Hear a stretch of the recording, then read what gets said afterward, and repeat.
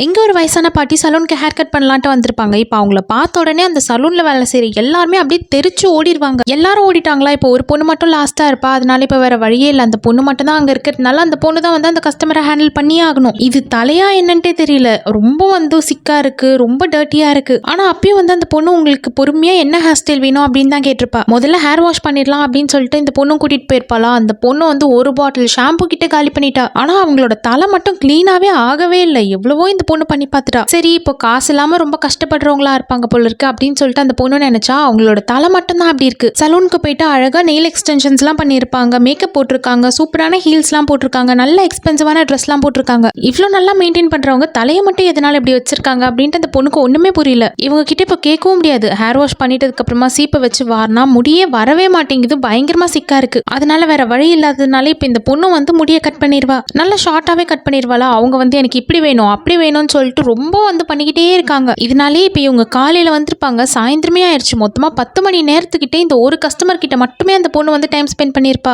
கொடுமை. எப்படியோ இவங்களோட வேலை முடிஞ்சது. இன்னொரு தடவை இவங்களை வந்து எடுக்கவே கூடாது அப்படின்னு தான் அந்த பொண்ணு உள்ள நினைச்சிட்டு இருப்பா. ஆனா உள்ள என்னதான் வந்து திட்டிக்கிட்டு கஷ்டமா இருந்தாலும் வந்து வெளியே அதை காமிச்சிக்கவே இல்லை. ஹேர் கட் எல்லாம் பண்ணி முடிச்சதுக்கு அப்புறமா இப்போ அவங்களோட கழுத்துக்கிட்ட ஏதோ ஒரு QR கோட் மாதிரி இருக்கும். ஆனா அது என்னது அப்படின்ட்டும் கேட்க முடியல. ஏன்னா அவங்களே ஒரு மாதிரி வில்லத்தனமா பார்த்துட்டு இருக்காங்க. இப்போ ஹேர் கட் எல்லாம் முடிஞ்சிட்டு பே பண்ற டைமும் வந்துருச்சு. அந்த பாட்டி இந்த பொண்ணு கிட்ட வந்துட்டு, நான் இந்த உலகத்திலேயே ரொம்ப கனிவா இருக்கிறவங்கள ஒரு சிலர் தான் பார்த்திருக்கேன். அந்த ஒரு சிலர்ல நீயும் ஒரு பொண்ணு தான் அப்படின்னு சொல்லிட்டு காசு கொடுத்துட்டு போவாங்க. இப்போ அவங்க போயிட்டதுக்கு அப்புறமா அப்பா அப்படியே நிம்மதி கிளம்பிட்டாங்க அப்படின்னு சொல்லிட்டு அப்படியே கையில எவ்வளவுதான் இருக்குன்னு ஓப்பன் பண்ணி பார்த்தா அது காசே கிடையாது. ஒரு பேப்பரை தான் கொடுத்துட்டு போயிருப்பாங்க. நம்மள நல்லா ஏமாத்திட்டாங்க போல இருக்கே அப்படின்ட்டு மறுபடியும் அந்த பாட்டியை தேடிக்கிட்டு வெளியே போனா அவங்க காணோம், மறைஞ்சே போயிட்டாங்க. இந்த பொண்ணுக்கும் கோவம் வந்து தூக்கி போட்டுருவாள் அந்த பேப்பரை. சரி, என்னதான் இருக்கு இதுல அப்படின்னு சொல்லிட்டு அடுத்த நாள் எடுத்து பார்த்தா அது வந்து ஒரு லாட்டரி டிக்கெட் தான். வின்னிங் டேட்டும் இன்னைக்கு தான் போட்டிருக்கு. என்ன நம்பர் தான் வின் ஆகிருக்கு அப்படின்னு சொல்லிட்டு அந்த பொண்ணு செக் பண்ணி பார்த்தா உண்மையாவே வந்து இப்போ இந்த பொண்ணு வந்து ஒரு டிக்கெட்டை கையில வச்சிருப்பால, அந்த டிக்கெட்டுக்கு தான் வந்து பிரைஸ் விழுந்திருக்கும். ரொம்ப சந்தோஷமா இருக்கு. ஆனா கடைசி வரைக்கும் இவங்க யாரு, எங்க இருந்து வந்தாங்க, திடீர்னு வந்தாங்க, திடீர்னு மறைஞ்சிட்டாங்க, லாட்டரியை கொடுத்துட்டு போயிட்டாங்க,